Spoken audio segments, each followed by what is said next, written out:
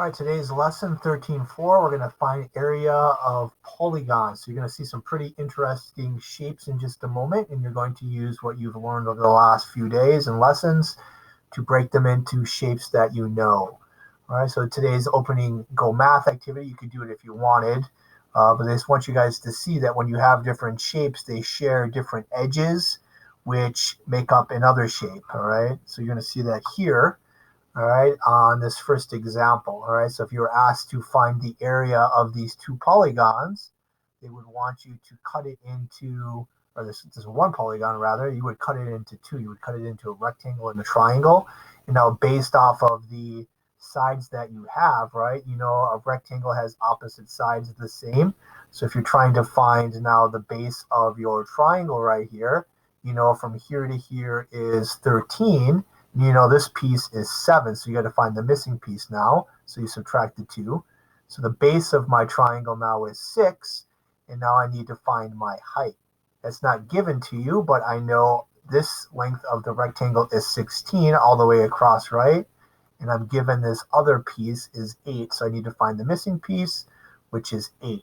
So now I have my base, I have my height. I can use my triangle formula, find the area of that, and then find the area of the rectangle. All right, you can use your books to look at the step-by-step if you would like, but that's how you would do it. And another example is this one here.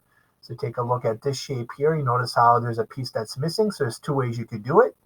You could, as the way everyday math explains it, is you could think of it as a whole square, so 60 by 60, and then find the area of the whole, and then subtract out that piece by finding this side and this side by subtracting.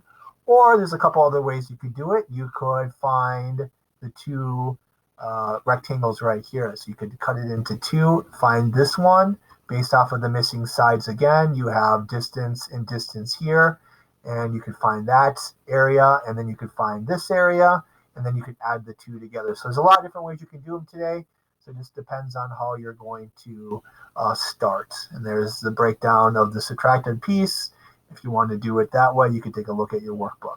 All right, so a couple practice problems. This one's a little bit more challenging because there's so many different sides, and sometimes if we miss one area or one side, one dimension, it really throws us off. So my advice to you guys is to, first of all, to complete all of the missing pieces. All right, so you see right away this side right here is missing. So what I would do is I would use the opposite side of your rectangle, fill it in, and then right here, I don't know what this side is right here, right?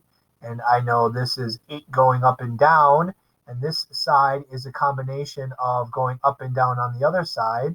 So that would be this piece, and that piece. All right, so that's how I find this piece, which is the opposite side that I'm looking for, right? So what do I know? 3 plus 3 is 6, and I need to get to the opposite side of 8, right? So I know right there that this missing piece is 2. All right, so now let's cut this into two rectangles, and I'm going to add them together. All right, so let's look at this one here. Opposite side is 4. So 4, the base times the height, or the length times my width, is 32 for this piece. All right, and I'm going to add it now to this rectangle right here. This going across is 6 plus the height, times the height. 6 times 2 is 12. So now I add the two shapes together. 32 plus 12 is 44 square meters. All right, let's take a look at the next shape. What do I have here? All right, so it looks like I have a square, right, or a rectangle, depending on how you look at that square right away. So I'm going to cut this down, right, and what do I have here? I have a trapezoid. So I'm going to be using that trapezoid formula, and I'm going to be using the rectangle square formula. So what do? I find my square, right? So I have my length times my width and my base times my height on this one. So that one's going to be 18 times 18 is for my square. And I can put that inside the square box. All right, and now I also have a trapezoid. So I'm going to have to use that trapezoid formula. 1/2 base 1 plus base 2. There's base 2 here. What's base 1? It's 18, and I know this is 9, so I need to subtract the 2, so that's 9. And then lastly right here, I need to know this side, the height, and that's 36 minus 18, which is 18. So plug those in, and then find the area of the trapezoid, add it to the square, and then you have your total area.